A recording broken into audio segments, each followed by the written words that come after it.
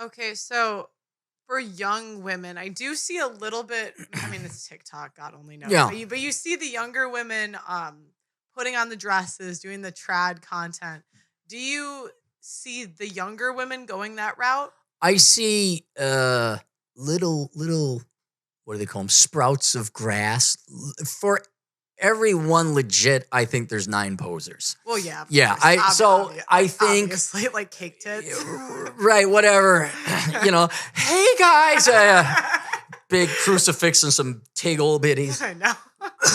Yeah, that's BS. However, but I do believe there's some sincere. I see some younger gals who are like, I don't want this. Yeah. And I think the internet has made it acceptable to acknowledge, maybe not believe it full force, but to acknowledge that is an option and criticize them as you might. The tits for Christ girls or whatever, I just want to be a stay-at-home wife and we'll go to church and then I'll be a porn star in bed. They are actually, you have to have a certain intelligence to know that's fake. Mm-hmm. A lot of people believe it's true. And so a lot of girls are like, oh, well, she's making cookies and she's pretty. She's wearing a pink dress. And the idea is now planted. And so it's no longer, we shall not speak of Voldemort. We shan't say his name. Mm-hmm. The idea of being a stay-at-home wife, at least now, is known as an option. Mm-hmm. And I think the internet is, you're starting to get voices that are counter to it. So there is, I think there's more resistance than there was before. But I don't think enough to counter like your education industry, your teachers, that's what I was wondering. Because on one hand, you said Gen Z girls pull 7th.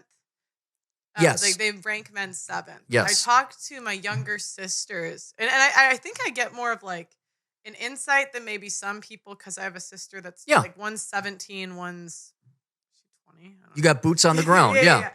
And I kind of look at her and their friends. I would say maybe they're less like when I look at my siblings that were the most wild, it's like 5 years younger. So I think they're less like crazy, that generation. They don't really seem to get into trouble. Yeah.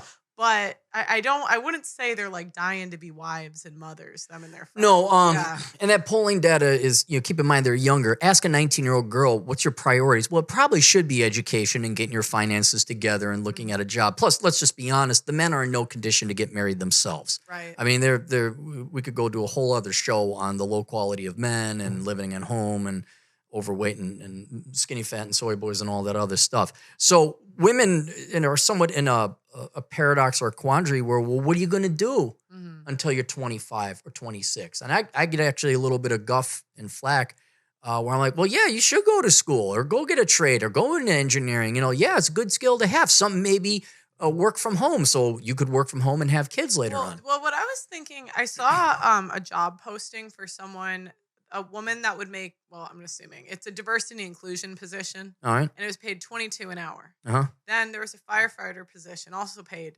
$22 an hour. Mm-hmm. And I thought to myself, if there's all these useless, overpaid jobs, are we going to see more female breadwinners in the future? Anecdotally, and I'm curious your thoughts because you're an economist. So we have all these jobs for women that are clearly overpaid. Right. Like just welfare jobs programs. Yes. So, and then on top of that, one anecdote that I saw in London is I saw the trend of personal trainers that are men dating women that are lawyers. So I would notice like women. Okay, all right. So clearly she's the breadwinner. And I'm wondering if in the future, if there's because I'm thinking, okay, like let's say there's a family, guy and a girl, and they want one to work. Mm-hmm. Well, if one goes to an office job and wants to go be a firefighter, wouldn't it make more sense for the whole family? God, that's going to be hard. Maybe they'll both have to. I don't know, but I'm wondering if women will just go get, and maybe there's going to be because one of my producers in London, I explained this to him. I was like, I think there's going to be men that just go to the gym and are like, if I look smacks, I can go get like a 30-year-old get a cougar lawyer. or something like that. Not even a cougar. I'm like a 30-year-old lawyer. Okay. Then she can't young enough where you could still have a kid. She can't put me on I can put her on child support. Right. And then I'm laying this out for him and he's like, I should do this. Based on labor force participation, data. There's those statistics again Yeah, from the yeah. Bureau of Labor in I'm case just- any hacks want to question my resources. And by the way, this is just a theory. Just a theory. I think you're going to have an element of both because the labor force participation rate of both men and women is decreasing, but men are decreasing faster than women. So you will see more female workers, welfare jobs, makeup jobs or real ones or not. Doesn't matter. They're collecting a check. I think the trends is in favor of that happening more frequently than it is now. I don't think it's going to increase the amount of marriages because marriage is on its way out. It's not popular anymore. Also, women seem to have a hang up that I can't deny, that I can't possibly marry a man who makes less than me. Well, good luck with that.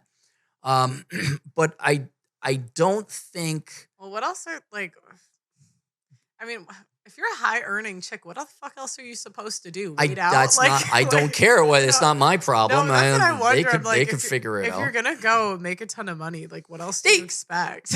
I think you're gonna see an increase in gigolos, whether you explicitly call it that or not. You're a sugar mama and a boy toy. I think you're gonna see increasing amounts. I don't think it's gonna increase the marriage rates. But I also, and so they may not cohabitate. I don't think that's gonna. And I also don't think, based on the forecasts of where marriage is going, that they're going to have men and women living together, either married or cohabitating. Oh, so you for the opportunity. You even think cohabitating is going to go away? I think yes. I don't think it's not going to go away. Right. It'll be there. There'll be less of it in the future. There'll be less cohabitation, either marriage or secular, in the future, giving less opportunity for the sugar mama, young man type of scenario to happen. I think in certain fields, that makes total sense. Big power corporate lawyer type gal. She goes to the gym. She's very serious about things. Here's a good looking piece of meat that's her trainer. Absolutely. You go get it. I cheer you on. Musician was another one I would Sure, feel. whatever men do that is sexy yet poor. That's fine. Yeah. You could do those things. But I don't think she's going to marry these guys. I really don't see that happen. But 320 million people, I'm sure you're going to see a little bit of everything. But yeah, based on marriage and cohabitation, I don't think that's going to be nominally an increase of that phenomenon, but you will see it in certain professions or, good-looking men are going to, the target group to look at that would be good-looking, physically fit men and see how many of them get sugar mamas on the side. That might be a thing. Oh my God, I should go out. That's so interesting. Well, now here's you want to play economist? Now go measure that. Have fun. Those are the problems. You're like, oh, geez, how do I figure this one out? Yeah, that's really interesting. Wow.